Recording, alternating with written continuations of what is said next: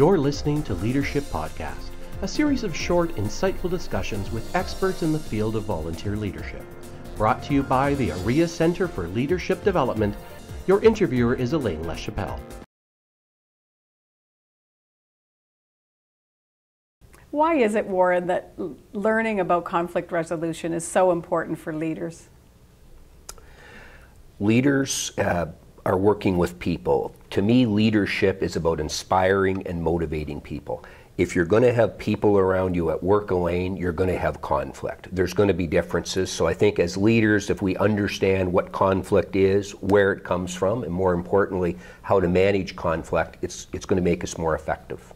True. And whether it's your conflict or conflict amongst employees, it's all around you, as you say. You're going to deal with it one way or another. If conflict is around us all the time and it's common, why is it you feel that we avoid it so much? Why is it that we don't see it as a good thing? We usually see it as a bad thing.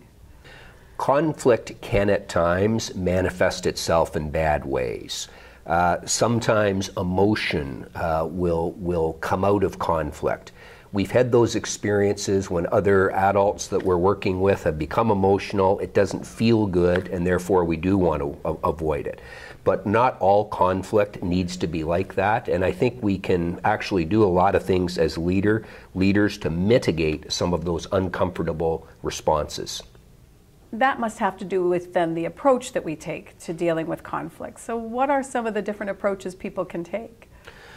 Approach, yes, but I think that approach begins with understanding where conflict is coming from. Not all conflict is created equal. Different conflicts come from different sources.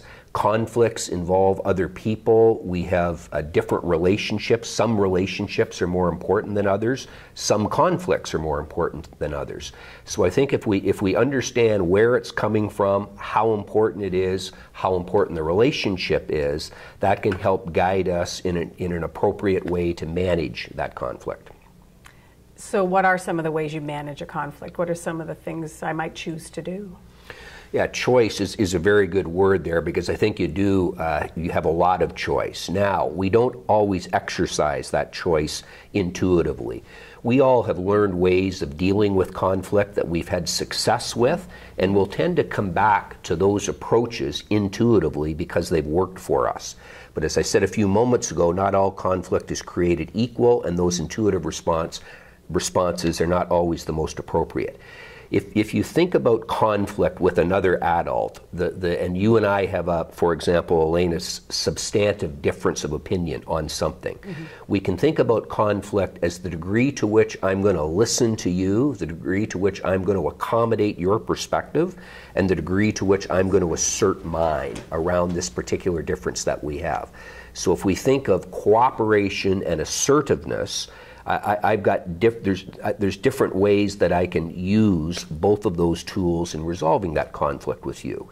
In a particular conflict, for example, that's very important to you, something that's important to you, not so important to me, I might choose to completely accommodate with you on that particular conflict. In another situation, something, for example, that would be really important to me, I might choose to assert my perspective a little more firmly and not listen to you as much. Every situation's a little different. There might be another situation where we've got something that's important to both of us, where we both might invest some time in trying to come up with the most appropriate response to that conflict together. So you mentioned that we each have a bit of a tendency to go to one style or another. How would I, as a leader, get a better sense of what my natural go-to style is? So it's interesting you talk about choice, because one thing you also said, I think, is that we tend to rely on one style or one method a little bit more. And as you were having that explaining that, I was thinking of some people who tend to always assert themselves or tend to always accommodate. How do I get a better sense of what my natural style is? And clearly, I think part of your message is the need to adjust that style where appropriate. Absolutely. Leadership is functional. Leadership moves around. Leadership is situational. We need to adjust our leadership style to meet the situation or to best deal with the situation that we're in. How do I learn? I think it just exactly what you explained to me. You know people, you see people, people see you. And the people that know you the best are the people that are spending the most time with you. So those that you're working with, those that you're living with at home, that really know you, they're the ones that will be able to tell you what your preferences, what your approaches tend to be.